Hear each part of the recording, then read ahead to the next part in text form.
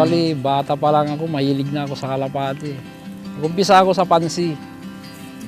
Tapos, nung nakilala sa Racing Pigeon, nag-ship ako sa Racing Pigeon hanggang sa nagkaroon ng club, establish namin.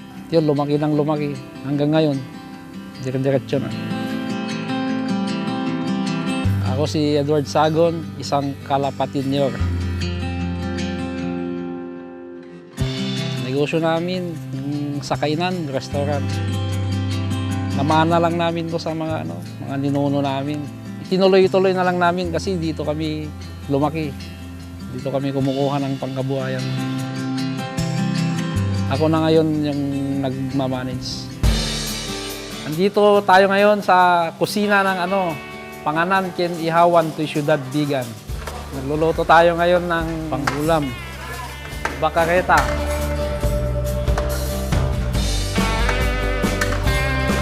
Alas 7 hanggang alas 8 sa ibon ako. Pagkatapos nun, may lukman naman ako na nagbabantay. Sa hapon, 5 to 6, nasa loop lang ako. Pagkatapos ng 6, balik sa negosyo ulit. Ganun lang, araw-araw na ganun. Pasok tayo ngayon dito sa gulayan ng Panganan Ken Ihawan to Ciudad Bigan.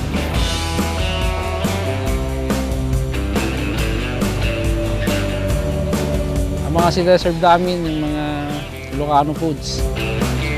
Higado, adobo, saka dinakdakan.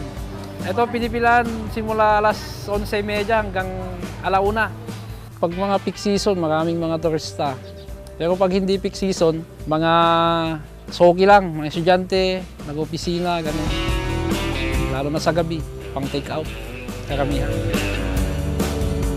Malaking tulong sa amin to kapag aral yung mga kapatid ko, mga anak ko, galing lahat sa restaurant.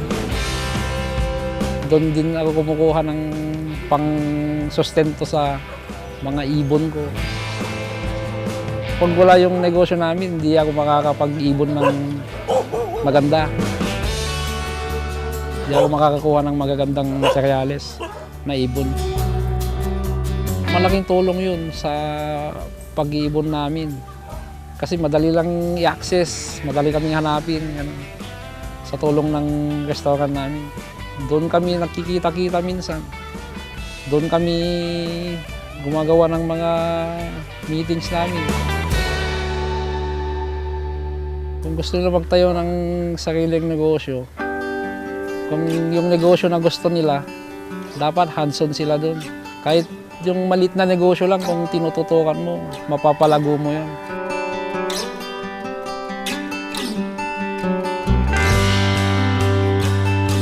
Wala kang negosyo, wala kang pagkukunan ng panghabi mo, pangkalapati. Mahalaga yung negosyo para may pangsuporta sa hobby na pag-iibon.